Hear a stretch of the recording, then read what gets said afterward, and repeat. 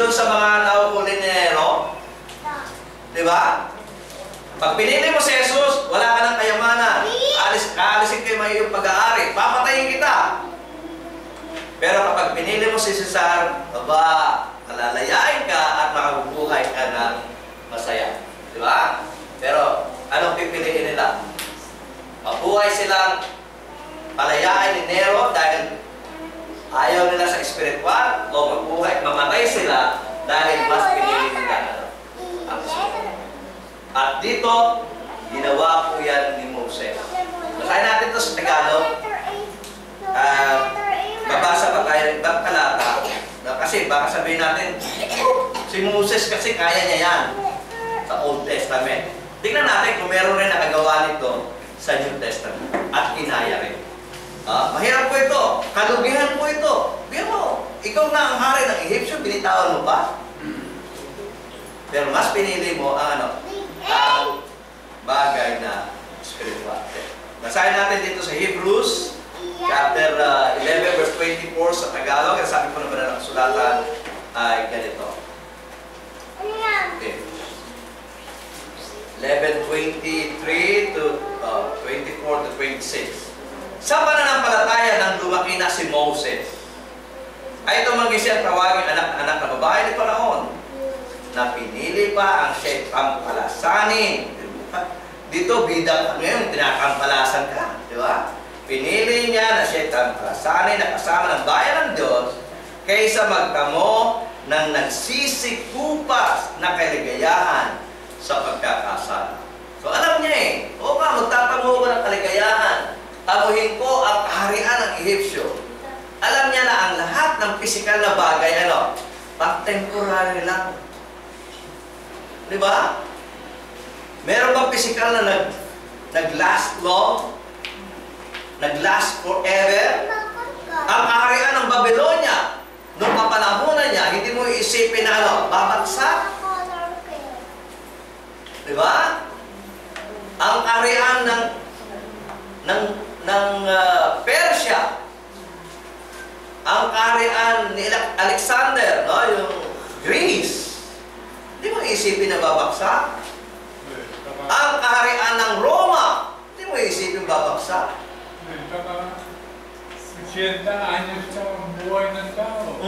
Samantalang inaalok kayo habang buhay. Habang buhay. Kaya, si Moses marunong sa mathematics. Ito, kukupas. Diba? Kukupas ito. Pero ito, never na pumupas. Kaya mas pinili ni Moses ito kahit na malugi pa siya dito. Binitawan niya ito. Mas pinili niya ito. Sa 26, atin pong basahin. 25, na pinili pa ang siya'y tampalasanin at kasama ng bayan ng Diyos kaysa magtamo na nagsisikupas ng kaligayahan ng pagkakasala. Ang sabi doon sa 26, na inaring malaking kayamanan. Ito, sabi ni Moses, ang kayamanan ng Ehipsyo, merong mas malaking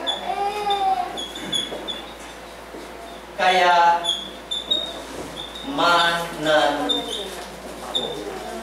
Kung pipiliin ko ito, na pagsilibihan ang bayan ng Diyos, kung tatanggahin ko ang kayamanan ng Ehipsyo, merong mas malaking kayamanan akong tatamuhin. So, marunong siya ng mathematics, marunong siya, magaling siya sa accounting, Pinumpara niya, physical na mundo o spiritual na mundo. Okay? Mas pinili niya. Di ba sabi ng ating Pastor Cristo, huwag kayo mag-ipon ng kayamanan, sa lupa. Nanakaw lang, Subukan mo mag-ipon ng kayamanan dito sa lupa, siyempre magbibigay ka ng tax, mapupunta lang kay Napoles. Diba? Nanakawin ng mga tanga. Pero kapag nag-ipon ka ng kayamanan sa langit, panghabang buhay mo na tatamuhin.